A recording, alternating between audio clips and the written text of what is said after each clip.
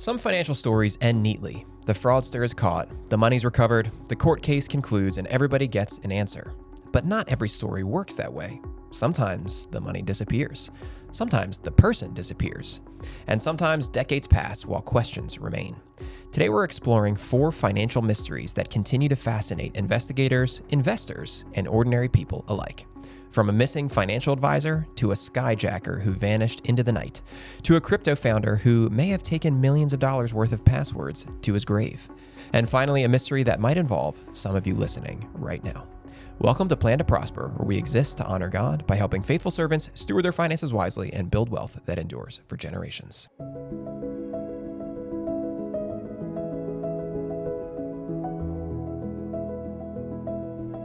All right, we are here for another episode of Plan to Prosper, and again, I don't have Logan with me this time, but I do have a familiar face, and we have Jake DeLaura on the pod. Welcome, Jake. Hey, everybody. Thanks for having me back. Appreciate it. You've done such a good job on all your appearances so far that it is only natural to have you back while Logan's on vacation. Yeah, new space, too. It's pretty sweet, like the digs. We've been doing our episodes here for the past month or so, and I think it's going really well. It looks really nice, and we're enjoying our time here. Very comfy. Yeah. It's like relaxed, laid back. Yeah. Good lighting. I asked John to get my good side too, so that's why I'm sitting over here. And he will. He will. He's good at that. So today is a little bit of a different episode. We did, back in the winter, Logan and I did a 2-part series on the worst financial crimes of all time, which was a lot of fun. We really enjoyed doing a deep dive into different fraud situations, Ponzi schemes, things like that, Bernie Madoff, all sorts of different, Enron, all the kind of the famous ones. But all of those, like I mentioned in the cold open, were kind of tied neatly with a bow at the end of it. You know what happened. You know who got caught, who went to jail. Pretty cut and dry when it was all said and done. Today we're doing a similar type of episode, but we're going to be looking at unsolved mysteries. Spooky theme. Classic show that used to scare me as a kid. Mysteries that just are unsolved to this day, that we just don't exactly know what happened. And they involve money, they involve finance in one way or another, some more than others. And I think it'll just be more of a fascinating episode just for fun, to kind of mix things up a little bit for our episode today. Yeah, I think it's cool. Some of them, you might have actually heard of before, which is neat, and we get to dive a little deeper into those. Others will have random connections too. This is going to be a fun one. Yeah. So with that, let's get into our first story. It's September 2020. That's also, by the way, that's when I got married. So an important month in my life. All right. It's September of 2020. In the suburbs of north of Atlanta, Christopher Burns was facing a difficult week. For years, Burns had built a reputation as a financial advisor. Clients entrusted him with their savings. Some had known him for years. Others had introduced friends and family. Money flowed in through a series of private investment opportunities that promised attractive returns and stability. But regulators had begun asking questions. The Securities and Exchange Commission was investigating allegations that investor money had been mishandled. Documents had been requested, and meetings had been scheduled. According to the reports, Burns was expected to provide records to investigators the very next day. That meeting never happened. Instead, Christopher Burns disappeared. His vehicle was later discovered abandoned. Inside were cashier's checks totaling tens of thousands of dollars. There are no obvious signs of foul play, no clear explanation, no confirmed sightings, and the investigation continued without him. Years passed, and the allegations grew more serious. Federal authorities accused Burns of orchestrating a scheme involving millions of dollars from investors. Yet the central figure remained missing. Today, nearly 6 years later, Christopher Burns remains a fugitive. The FBI has placed him on its most wanted fraudster list. The money trail is complicated, the accusations are extensive, and the man at the center of it all has never been found. Whether he's living under another name, hiding overseas, or met some unknown fate along the way remains one of the most intriguing, unanswered questions in the financial world today. Oh, this one makes me feel uncomfy. Yeah. I don't love an advisor hurting people. Yeah, of course. The fraud is bad enough, but then to not, as a coward or whatever happened to him, perhaps he was, he really intended to go to this meeting and turn himself in essentially, and it just, I don't know, something terrible happened to him along the way. Really conspicuously, suspiciously on the day before. Yeah, I think it's too coincidental for it to be like, oh, he just got murdered the day before. it seems like he has somehow evaded capture and ran away. Yeah. So a couple things surprised me here. He's actually originally from Wayne, Pennsylvania. Yeah. So not too far away. That's where he was born, at least. I don't know how long he lived there, but yeah. Because it looked like he ran from, it was Georgia where he was in Georgia. Set up shop. But I grew up down the street from there, and I'd never heard the story. Yeah. Well, it's interesting because he was only just added to the most wanted fraudster list like a couple weeks ago. That's how I first found out about him. Was I just saw it on Facebook that they added this financial advisor from Wayne, Pennsylvania, to its most wanted fraudster list, and so that got me thinking, well, this would be kind of fun to talk about on the podcast. Yeah, and we have a local connection and. For everybody, there is a separate list. Everybody knows like the FBI most wanted list, but there's a most wanted fraudster list. Like there's a whole separate list with a whole bunch of different names on there. I did not know. It sounds like, it evokes similar vibes to like the most wanted gangsters from like the 1920s and 30s. So it's cool to see that that's, kind of a modern version of that. Yeah. But he is not cool No, because not what he cool. did was not great. So let's get into the details a little bit here. He was an advisor in the Atlanta area, as you mentioned. Investis Advisors was the name of his firm. They did business, DBA as some other advisors, but I think for all intents and purposes, Investis Advisors was kind of the main wing of his firm. And what he started selling from like 2017 to 2020 before he got caught were promissory notes. So he would go to his clients and say, hey, I'm in this peer-to-peer lending system where I'm providing capital to upstart businesses, and we offer these promissory notes where you can get, and he offered some pretty drastic returns with no risk attached, which is, big red flag. Red flag as soon as you hear no risk. Big returns, no risk. You should always ask questions about that, but up to 20% in returns. Whoa. Whereas if you bought a promissory note from this guy, and they varied in length too, some ranged from a couple months to a couple of years, you would get your money back with that interest on top of it. So a highly enticing thing to hear from your advisor, especially if you trust him. It's a very high trust role to have as somebody's advisor. So hearing that from somebody that you really trust, that you really believe in, I could see where the confusion would come in. Exactly. And then to make matters worse, he sort of added an extra layer of security by saying that these were backed by collateral that was held at Schwab. He'd said that there was collateral in Schwab as a result that can back these notes to really increase the risklessness of it. He also backed it personally. He said he promised to pay 100% of any principal loss that added even an additional layer of security beyond the promise itself. So there's like a line in the testing that you have to take to become an advisor that specifically says, do not do that. Yeah. Do not make any of these types of promises. Do not guarantee these types of returns. They are, as soon as you hear something like that, something should smell fishy. Exactly. Yeah. The red flag should be flying and some alarm bells should be ringing and you should start asking some questions. Yeah, I noticed when I looked up his name on the fraudster list, it said mail fraud. I was confused because when you go to study, it's like, oh, I know securities fraud, right, investment fraud, but mail or wire fraud. I was looking this up. It's actually much easier to prove. So that's why they start there, and then they layer on the other charges on top. Is that because clients would be sending checks in to? Yeah, as soon as you have it, the only boxes to check for mail fraud is have a scheme, use the mail. Yeah. That's okay. it. That makes sense. Yeah. So that's why they're trying to get him on. Right now, there's even a reward being offered for him. $150,000 for leads that lead to his arrest. Yeah. I thought it might be kind of fun to cover this story to see if we can help solve the mystery, get this out there to the world. And what if you go, hey, I know that guy, Plan to prosper leads to the arrest of somebody. That would be pretty cool. That would be cool. If somebody does hear something, send a comment our way or an email our way. That's right. Yeah. If you solve the mystery, if you solve the mystery, we hear about it. It also really is operating very much like a Ponzi scheme because I don't even know if it's that because I don't even know how often he was using. So he ultimately sold about $10 million of these promissory notes. Oh. He did not use that money to lend to businesses as he said he was doing. He used it to pay off early investors, Ponzi scheme. He also used it for himself. So he bought apparently $1 million lake house. He bought a boat. He bought a car.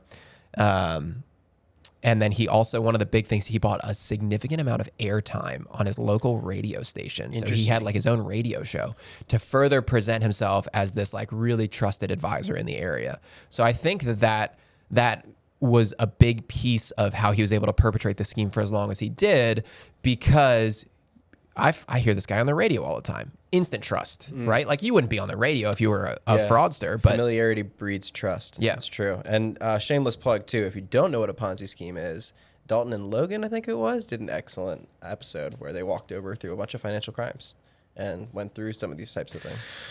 Yeah. So Ponzi schemes, I mean, briefly, are just like you're always relying on influx of new investors to be able to actually pay off early investors. So it can actually last for a decent amount of time if you're good at it. If you're good, and nobody's arguing that you should be good at this, but like Bernie Madoff did this for years before getting caught. It was really the 2008 crisis that was his undoing, because everybody was withdrawing money at the same time, or trying to, and he didn't have the money to pay for it. So it requires continual investors continuing to put money in, which is a hard thing to keep going forever.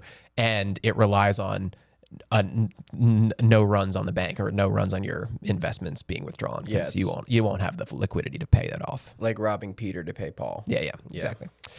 All right, so he used the funds improperly, and then, as we mentioned, he had a meeting scheduled with the regulators to produce some of these records and documents, presumably to defend himself, but I think he probably couldn't, and he disappeared the day before. They found his car. And again, as mentioned, there was a bunch of like cashier's checks in there, not tons and tons of money, but tens of thousands of dollars. I don't remember exactly the total there, but which is interesting, because like, if he was planning to make a run for it, yeah, why take that with him. The money behind, too? Unless I suppose cashing those would have tipped people off to where That's he was, made it easier to catch him. But yeah, so he's still on the loose, or at least he hasn't been found. Perhaps he has met an unknown fate, and perhaps he has passed away. But we don't know. Yeah, let's talk about due diligence. What is due diligence, Dalton? How would you try and define that? Well, it's not trust, because it's one of the things that we fight all the time. Not in a bad way, but like we encourage new prospects to take their time with this decision. And sure, like we believe in what we do. We're not fraudsters, so we trust ourselves because we know that what we're doing is legitimate. But we know that that's not the case for somebody that's just meeting us for the first time. And so we want to develop a relationship with them and earn that trust, not just because we say you should trust us, but to prove it to you. We want to prove that you can trust us. I think part of the due diligence process is just knowing, and this is going to come up in one of our other stories, knowing where my money is and how I can access it if I need to. I think you should just, and there are some financial products out there where this is not, it's not a fraud, but it's also not easy to. So like an annuity is a good example. We're not like totally anti-annuity at all. Like you can buy an annuity, and that can work for a lot of people, but you are locking up your money, where if you needed more than what you're allowed to withdraw on an annual basis, you'd be hit with some surrender charges, and you just want to know that going into it. So you want to know your liquidity. You want to know what you're dealing with anytime you're investing your money. You shouldn't be investing in something that you don't understand. Yeah. That's the rule of the day. And if somebody's trying to get you to invest in something that you don't understand, they're not being helpful to you. Yeah. An advisor should be a teacher first. They should be helping you to understand anything that you want to invest in to help you grow. Because at the end of the day, it's still your funds.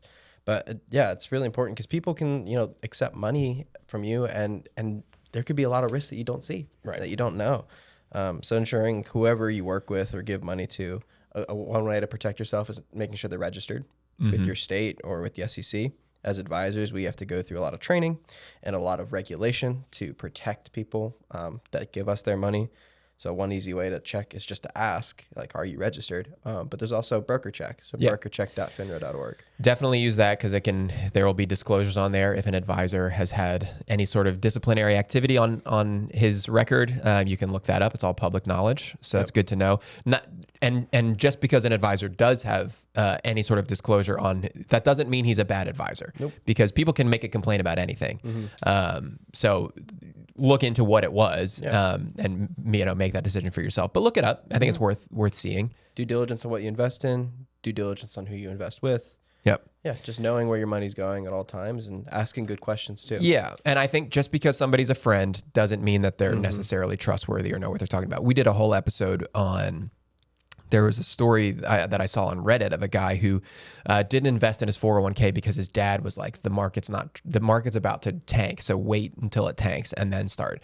And it didn't. The market just continued to go up for years and years and years. And so he missed out on like 5 years of like tremendous market growth, all because his dad, who of course he trusted his dad, said, don't invest in your 401k right now. The market's about to drop. So like we did a whole episode on this, that like just because you love somebody, just because you trust them with, you know, many aspects of your life, doesn't necessarily mean that they are the most knowledgeable person when it comes to specifics. So your dad might be a wonderful guy, but he might not understand finance as much as he thinks he does. He might not understand how to fix a car as much as he might think he does. Like you still might want to take it to the mechanic to get it, to make sure that it's being done right. And I think the same thing happens with finances. Just make sure you know what you're doing. Even if somebody's wealthy, you know, there's a lot of paths to wealth as well. So, you know, taking in the abundance of counselors, there's wisdom, right? So taking in advice from several places to authenticate what you're being told is always a good idea. Yep. I think it's helpful to know who holds the assets, who's the custodian. I think those are important questions to ask when it comes to investing your money. Can I see where this money is? Is it with us? When you invest with us, the money is always yours. It is never in anybody else's name. It's always in your name. We couldn't steal it if we tried. It is your money at all times. So I think it's important to make sure that you understand that that's and that clearly was not happening here. Yeah, accounts are held in your name as the client. Yeah. So that's a protection mechanism. Going to like I wonder if this promissory note, like going to invest in somebody else's company directly, it's less protected of a situation because you're not investing in your own account necessarily. Right. I think a good question to ask is, you know, this literally happens in this situation where this advisor disappears. But if your advisor, whoever is managing your money, if he disappeared tomorrow, could you still get your money? Yeah. What's their succession plan? Yeah. Mm-hmm. If the answer is no, or you don't know, I think it's worth immediately getting on the phone with your advisor and saying, hey, well, like what happens if you died tomorrow? What I can still get my money, right? Like just make sure that it's in your name, that all the titling's correct, all that nonsense. So, yeah. What would you say, Jake, makes an investment safe? I would say a safe investment is one that has defined accurate representations of its risk. That's what I think a safe investment is. 'Cause I think most things that you can do with your money incur some type of risk. Of course. And so knowing what those risks are and accounting for them yourself, I would say that is safe. When you are dealing with unsafe investing, that's when you have risks that you don't know about. Yep. So your advisor disappearing and you not knowing who these promissory notes are made out to, you not knowing where the money is held, you not knowing what's the next step to get my money out when the advisor disappears, or if again, this is a crazy situation, but I think that answering those questions and knowing the risks that you're subject to, that's how you know when something's safe. Yeah. Life is full of risks. Every single thing I think you can do with your money has some degree of risk with it. Yep. If you held every penny in cash, you are subjecting your money to inflation risk because you are now losing out to the rate of inflation and the buying power. So that seems the safest because you're not losing anything when you keep it all in cash, but in fact, you actually are losing it. You're losing the value of it because inflation is going to eat into it. So every single decision you can make with your money has some degree of risk in it. And it's important to know what the risks are. And I think to diversify your risks, to spread that out so that you can weather the storms, whatever crazy rates of inflation that hurt your cash. We're not anti-cash. We think you should have cash, certainly. But then exposing yourself to market risk and all the other, like there's just, don't subject yourself to unnecessary risk because your advisor comes to you and says, hey, I've got a risk-free 20% return here. You should not even consider that probably. I mean, you can make that decision for yourself, but that should raise alarms. If an advisor pitching anything to you risk-free, that just can't be true. Yeah. The two most dangerous words I think in finance are risk-free and guaranteed. Yeah. Because they just almost never are. Yeah. In some way, in some shape, in some form, there should be a risk that is being quantified and explained. And even the products that technically are quote unquote risk-free, I'll go back to the annuity as an example. That often does come with a guarantee a guaranteed return, like a fixed annuity, for instance, which can be a really helpful product for many people. But you need to understand the person that's selling you that, they're making their money somehow. So you need to know how they're making their money. And two, what's in it for them? Like the reason that they can guarantee this is because they're taking on the downside risk, so that if the market tanks, they're kind of absolving that hit. But on the upside of it, they're capping your upside. Mm-hmm. So let's say the markets go up 20% and they're guaranteeing you 6% in your annuity. Well, they've just made 14% on you that you could have otherwise made in the markets. Yeah. So they keep that all for them. You know, that's money that is able to fund this annuity. So you just need to understand your risk. If that's attractive to you and you like the guaranteed language, well, those kind of products can technically offer that to you, but you're limiting yourself. Yeah, you're effectively transferring your risk away. Right. Which it is, again, inherently has a risk. Yeah. Now you need to know what else am I going to be getting exposure for market risk. Yeah. Yep. All right. Any other thoughts on Christopher Burns? Is that his name? Yeah, that is his name. And I don't have any other thoughts. I'm actually really excited for this next story. All right, let's get into our next story. The afternoon of November 24th, 1971 began quietly enough. A man walked into Portland International Airport and purchased a one-way ticket under the name Dan Cooper. He wore a dark suit, a white shirt, and a black tie. It was a clip-on. Nothing about him appeared unusual. Shortly after takeoff, he handed a note to a flight attendant. At first, she assumed it was a phone number, that he was just hitting on her. But it wasn't. The note claimed he had a bomb. What followed became one of the most famous crimes in American history. He demanded $200,000 in cash and 4 parachutes. The aircraft landed in Seattle, and authorities complied. The money was delivered, the passengers were released, and the plane took off once again into the darkness above the Pacific Northwest. Somewhere over Washington State, Cooper lowered the rear stairway of the aircraft, strapped on a parachute, and jumped into the night carrying the ransom money. No body was ever found, no parachute was ever recovered. Only a small portion of the cast surfaced years later along the banks of the Columbia River. The rest disappeared along with the man who took it. More than 50 years later, investigators still debate what happened. Did he survive? Did he die moments after leaving the aircraft? Was he an experienced skydiver or simply lucky? Nobody knows. And perhaps that's why the story endures. Somewhere between the clouds and the forest below, D.B. Cooper became less of a criminal and more of a legend. I love this story. It's a good story. So much. Yeah, there's so much to it. Man, I just wanted to add it to today's episode because it doesn't. The financial aspect of it is interesting. I mean, he stole $200,000 and potentially got away with it. Yeah. That's really the connection with what we do financially. But really just wanted to talk about the story more than anything because it's just so fascinating. Yeah, the first thing I learned is a suit and tie can do a lot for a fella. Because have you seen the drawings of this guy? Dude, he looks legit, man. He looks legit, but he also looks like a dweeb. Oh, I see. Yeah. It's just the suit. But the suit helps, and I guess the stewardess is like, oh, he's hitting on me. A suit and tie. Well, apparently, yeah, he was very, very calm throughout the whole thing. Like, he doesn't appear nervous. Which is in fact, creepy. I think the stewardesses were even like, he was really nice. Like, they really liked him. Like, he was just this very, like, he ordered a whiskey. He ordered a whiskey and a 7-Up. I've never heard that combo. It doesn't sound good to me, but I was also like the early 70s, like late 60s kind of vibe, like Mad Men era. That's like, maybe he knows something. He's onto something there. Maybe I'll give it a try. Yeah, now time to try it. So he orders and he starts smoking cigs.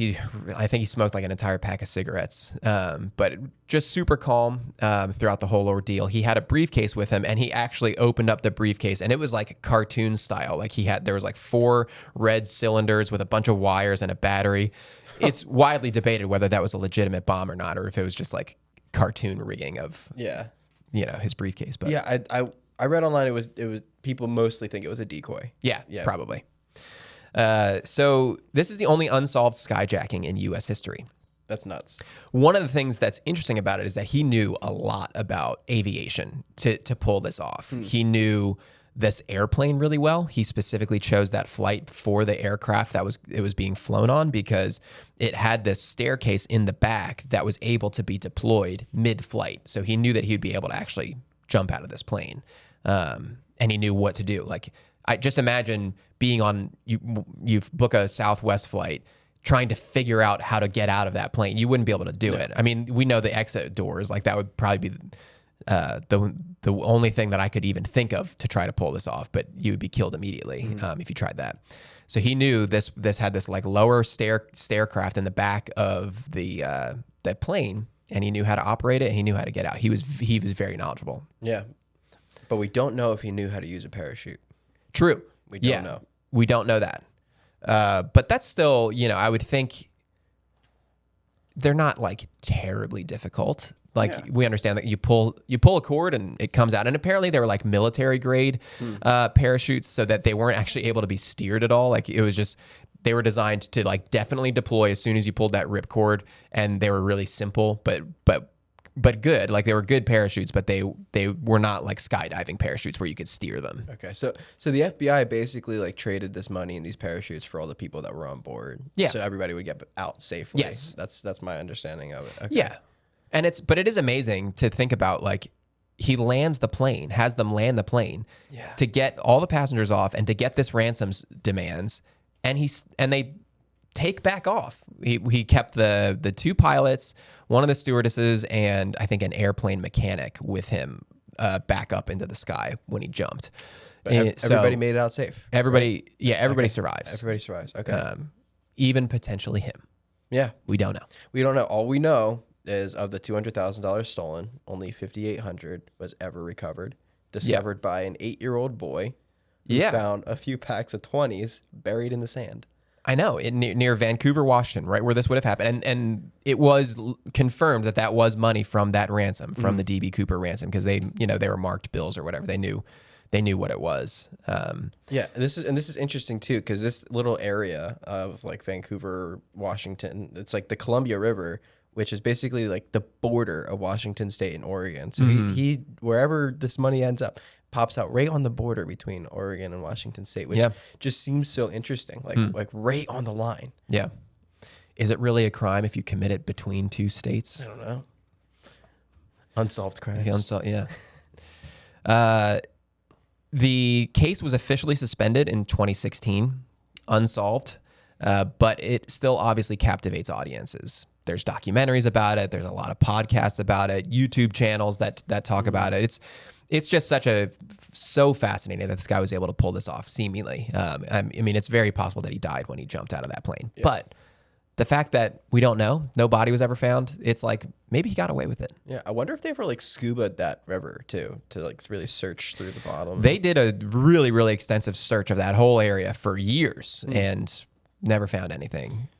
Like even the marked bills, I think I saw something about, they would have found that in those initial years. It wasn't until 8 years later that the kid found it, and they were like, we would have seen that. So I think I saw something like that. So it's almost like he went back and somehow dropped those bills there, or intentionally left them there, or something like that. I don't know. It's very interesting. Yeah. And I used to think like, how do you even get away with this? It's a lot of money at that period of time. It's like what written down somewhere, like 1.5? Yeah, almost $1.6 million is $200,000. So that's not like, I think that's another fascinating thing. It's not a crazy amount of money. Yeah. Like it is like $1.5 million today is a good amount of money, but like, I don't know, Elon Musk just became a trillionaire. Yeah. So like you could, I reasonably if you were to pull this off today, I could see somebody demanding, I want $20 million. But it was like a little bit more modest than that, at 1.5 million. Maybe he's living in the woods somewhere. Yeah. He used the money to buy everything he needed, and now he's just off grid. Well, that raises the question: is if he's still alive, right? So basically, he's got to live on the run for the rest of his life, and he's got $200,000 to last the rest of his life. Reports say that they thought he was around his mid-40s. So if he lives till 95, that's 50 years that he needs $200,000 to last him. So that's about $30,000 a year, which is, not a crazy amount of money. Yeah. Like you can't go abroad and escape extradition with that type of money. If he survives, he's probably like in the woods somewhere in like Washington, which those woods are crazy. Yeah. So he's really hidden away. There was definitely some fallout with this when it comes to airport security. They added metal detectors at airports, baggage inspections, things to try to really add some extra security to airports. But what's crazy is there was copycat hijackers for a few years after this that did like really similar things. So clearly they were like, they didn't learn their lesson right away. It took a little bit to and obviously, implement it. I mean, since this is the only skyjacking that was unsolved, I assume They were all solved, or they all, like I think a couple of them like successfully did it, but they landed and probably got arrested shortly thereafter. I think the point of this is like people, not everybody, but some people will take just massive risks for money. And this is like action movie level risk. I mean, like hijacking a plane and then jumping out of it is wild. Tom Cruise, Mission Impossible type. Right. Yeah. And I think that's what makes the story to, nobody is condoning hijacking airplanes or stealing money, but you also have to kind of respect it a little bit. That it's just like, this is so cool. Makes it an interesting story. Yeah. It's such a wild story that you're just like, man, to pull this off takes some major, gusto to really. I think the kids use the term aura today. Aura, yeah, for sure. He definitely had it. But I think the Bible warns about. Yeah. We talk a lot about hastily earning your money or quick riches. That is not what we're about. So this is not the move financially to go hijack an airplane and steal it and to steal the money. But nevertheless, it's a fascinating story. Yeah. And I think nobody was hurt, which I think like largely is why people can look back at the story and be like, oh, this is, fascinating and right. Like something to wonder about and more of a fun mystery because everybody made it out safe. Yeah. Yeah. So with that, before we get to our next story, I want to ask you, what would you do for $200,000? What would I do for $200,000? So we've got DB Cooper who hijacked a plane and jumped out of it mid-flight for $200. So I'm going to have you blind rank the following things you would do for $200,000, or let's make it $1 million, 1.5 million to account for inflation. Because I've definitely eat a Klondike bar for $1.5 million. All right, I can tell you that. That's not one of them. So we'll start with the legend himself. Would you hijack? Where would you rank hijacking an airplane and demanding that money as a ransom? Everybody made it out safe. Nobody's hurt in the making of all of this. A lot of people scared to trauma. I'm going to put it 4 just in case something worse comes up. All right. Okay, cool. You have to lock yourself inside your room for a whole year. You're not allowed to leave your bedroom. For a year? For a whole year. Do I have like TV and stuff? Books? Do you have whatever your bedroom set up right now? My bedroom set up right now. Yeah. I think I could make it a year for $1.5 million. All right. So I'm going to go 2. 2? Okay.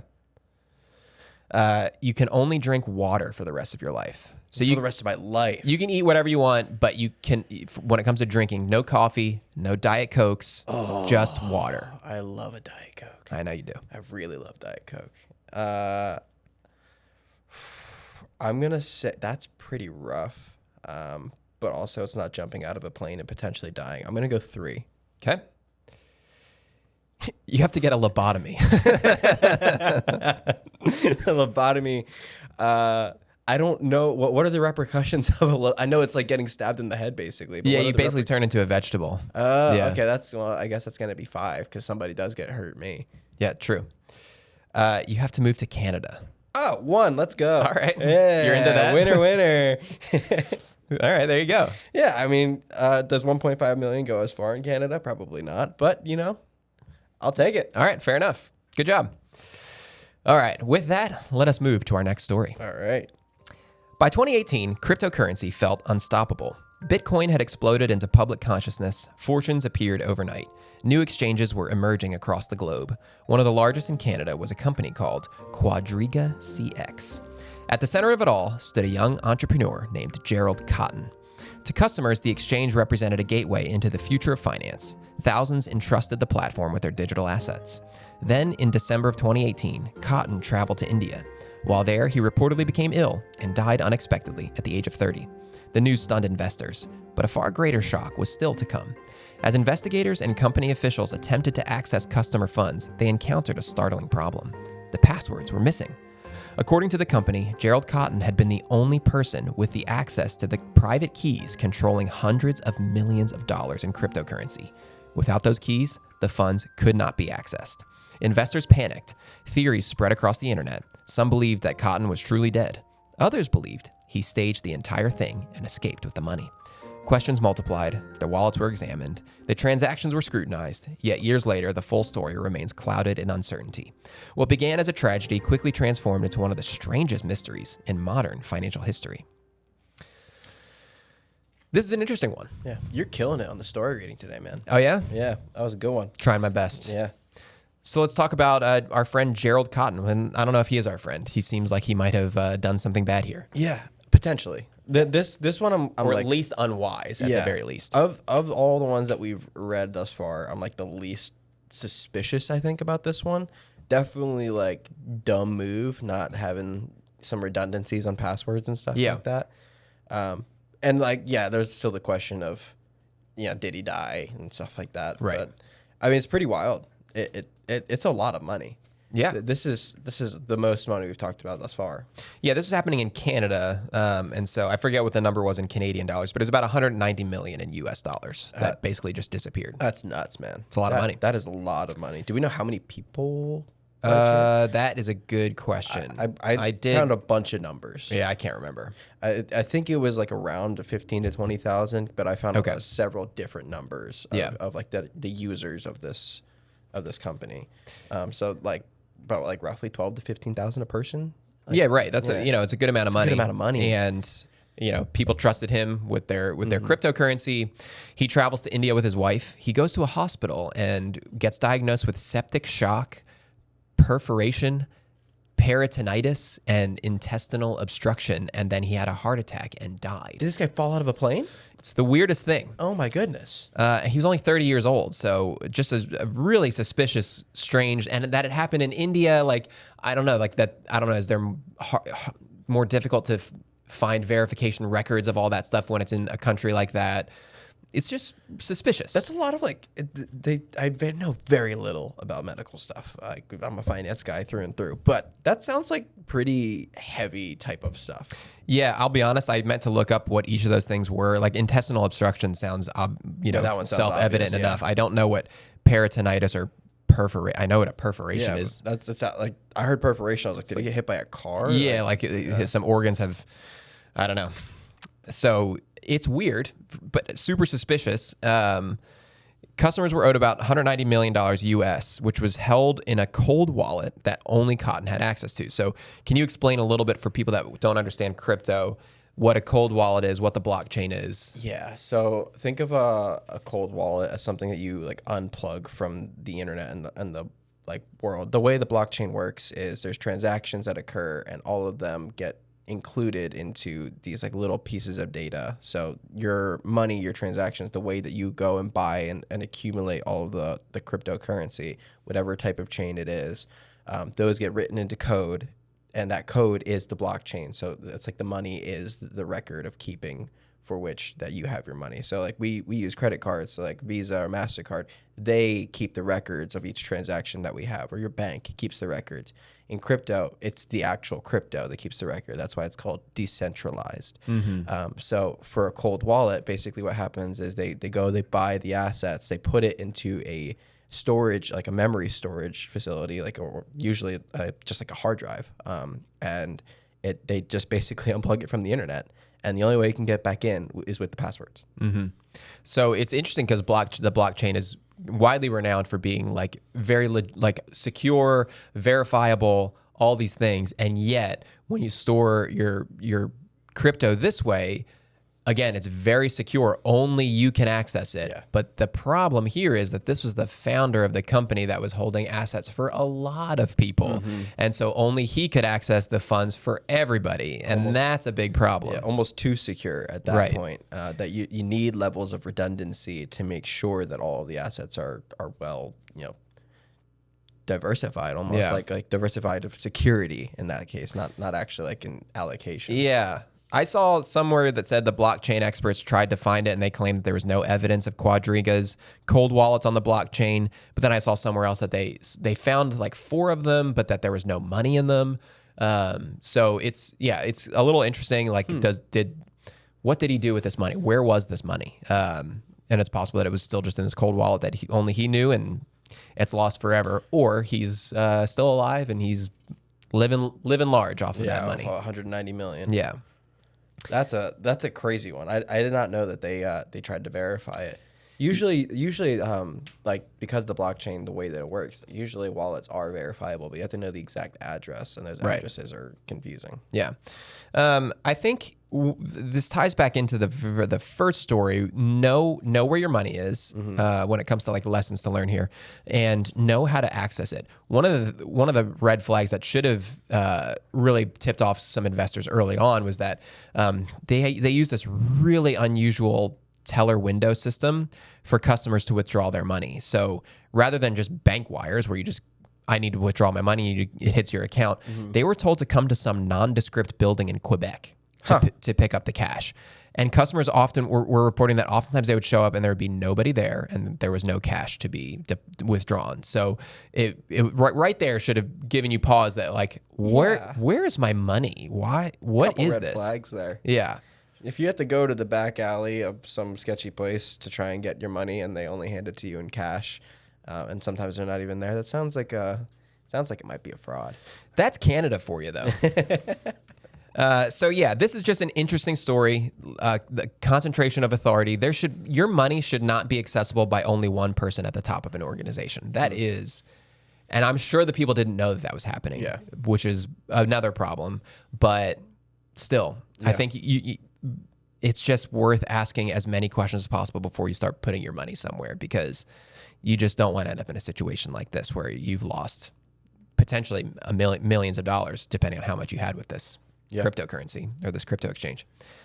So verify, understand your custodian, understand where your money is, understand whose name it's in. It's crazy that this guy was able to have it in his own personal cold wallet, seemingly, or at least his company's own cold wallet and not in the clients themselves. But I think it's just such an interesting story. The Ontario Securities Commission officially concluded that it was indeed a fraud and a Ponzi scheme. It was not just an accident. It was they officially concluded their investigation as a Ponzi scheme here.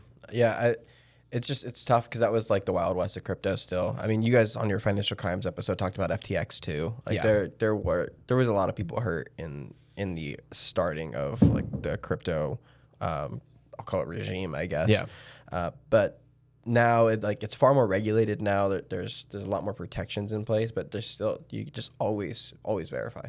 Always verify. Sounded like somebody just faked their own death here upstairs. But the question is, did he fake his own death? I guess we won't know. I mean, they called it a fraud based off of, it sounds like, a lot of the users acting as witnesses to say like this is what we had to do, and they probably checked the books as much as they could. But we will never know where he is or where the money is, I guess. Yeah. So before you give your money to anything, to any investment, make sure you understand it. Understand how you get it back. If there's surrender charges, like we mentioned with the annuities, again, that might be a good product for you, but just know that there might be some surrender charges if you needed to withdraw all of it for whatever reason. Yeah. Understand how to get it back if you're investing at a custodian with a financial advisor or with a cryptocurrency. Just know that you can always get it back, or at least how to get it back, even if there might be penalties involved with it. Yeah, check the reputation of wherever you're going. Check reviews, check online. A lot of regulatory agencies will have comments held out for these types of places too. So just do some research. A little Googling never hurts. Making sure you're protected. Yeah. So with that, we have one final story to get to, and this one will be a little bit shorter, but let's get into it. This final mystery doesn't involve fugitives or hijackers or cryptocurrency. In fact, the people involved may not even realize that they're part of the story. Every year, bank accounts are forgotten. Dividend checks go uncashed. Insurance policies lose contact with beneficiaries. Retirement accounts sit untouched. Safe deposit boxes remain unopened.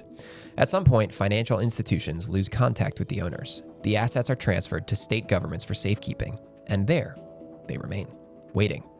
Across America, billions of dollars currently sit in unclaimed property programs. Some accounts hold only a few dollars. Others contain thousands. Occasionally, families discover inheritances that they never knew existed. The money isn't hidden, it isn't stolen, it isn't lost. It's simply waiting for someone to come looking. Which means that one of the great unsolved financial mysteries may not belong to a missing advisor or a vanished skyjacker. It may belong to your family. There's a chance that somewhere right now money exists with your name attached to it, and you simply don't know it yet. We're going to wrap it up with potentially a mystery that all of us can solve today. Yeah. Maybe our listeners today could go look themselves up, look up their family name, maybe make some money today. That's right. So there's websites, these unclaimed, these are government websites that for each state. So look up whatever state you live in or have lived in. And look up their state's unclaimed property website, and you can just type your name in. You can type anybody's name in, which is it's just public records, and you can see the address associated with it and see if there's anything that might belong to you. It doesn't give you the specific amounts, but I think there's a little box, at least on Pennsylvania's, that says if it's over or under $100. Oftentimes it's just under $100. It's not crazy amounts of money, but you just never know. Yeah, it's usually like a bank account you forgot about, and I speak from experience. I actually have a friend who does this like as a bit. Yeah, he'll check for you and be like, hey, you have an account here. Do you remember that? Yeah. and he did that for me, and he's like, you have an account here. You remember that? That's pretty funny. I remember having an account there, and then I went back a couple $100. It was cool. Yeah. So it's worth checking. Check your name, check your parents' name, your grandparents' names. There's any number of things that could end up here. Like you said, old bank accounts, insurance proceeds, dividends, payroll checks. I've seen some like hospital, like rebates, things like that, that will end up in there. So, go to your state's unclaimed property website and type your name. See what happens, because you could end up with some money that you didn't know about. Yeah. And hopefully for you, I hope it's a lot. That'd be cool. There's lots of cool stories of people finding things that they didn't know about, and you could be one of them. So we just wanted to end the episode just highlighting that this exists, because a lot of people just don't even know about this. Not only do they not know that they might have money out there, they don't know that this website or that this exists to look it up. Like as a service. Yeah. But the reason they do it is like the governments can't claim it. And it's still technically yours, or it's your family's. So they have to just let it sit there. Yep. So make that your goal today, or pause the episode right now and get on that website and look up your names. Yeah, go check. See if you have any money. It takes 2 minutes, if that. But if you find anything, if you have unclaimed property, let us know. I'm curious to know what people find out there, because it's pretty fun. Yeah, even if it's a penny, like let us know. I'd love to see if this actually helps somebody. Yeah, I did it earlier before we came here to film, and I did not have anything in my name, but I have some uncles that I looked up, and they have some things, so I'm gonna let them know about that. See if they can claim some of that. But yeah, that's cool. I've only checked for myself. I haven't checked for others. Yeah. That is the interesting thing. Like, you don't have to verify that you are the person. You can just check for anybody. Yeah, it's a public record. Yeah. So go ahead and do that. See if you can solve a mystery in your own life today. And that's really all we had to say about that part. Yeah. It's just kind of a fun thing. I hope it's helpful for somebody. So with that, we're going to wrap up today's episode. This was a lot of fun. Yeah. Jake, thanks for coming on. Thanks for having me. I think the key takeaways from today's episode are, it's a bit of an unusual episode. We don't typically do stories like this, but most financial planning is about reducing uncertainty, building the emergency funds, diversifying your investments, things like that. But every once in a while, we're just reminded that not every story comes with nice, tidy answers. There's sometimes just some mystery involved in life. And when that happens, I think it's good to have a plan that's sturdy enough to withstand those things. And obviously, not everything's in our control. The Lord's in control of everything. But we have to do our best to do what this podcast is all about: plan to prosper and to plan well, to put our money in things that we trust, to do our due diligence to make sure that we're not investing with the next Bernie Madoff or the next Charles Burns, but rather to invest with the right people that are going to be good stewards and help us be good stewards of the money we have. Yeah, and at the end of the day, good stewardship is knowing where your money is, who's controlling it, and how whatever it's invested in or working through, knowing how it works. Because it's your money, you're the steward of it. God's placed that money under your control. So know how it works, know where it's going, know what it's doing. Because you don't want to end up on the next episode of Unsolved Financial Mysteries on Plan to Prosper, Absolutely unless not. You found some unclaimed property that you're particularly stoked about, in which case we will talk about it. Yeah. And in that case, let us know, and we'll for sure root for you. Yeah. Well, thank you guys for listening. Tune in again next week, and God bless. All right. Have a good one. Investment advisory services offered through Stonecrop Wealth Advisors, LLC, a registered investment advisor with the U.S. Securities and Exchange Commission. This material is intended for informational purposes only.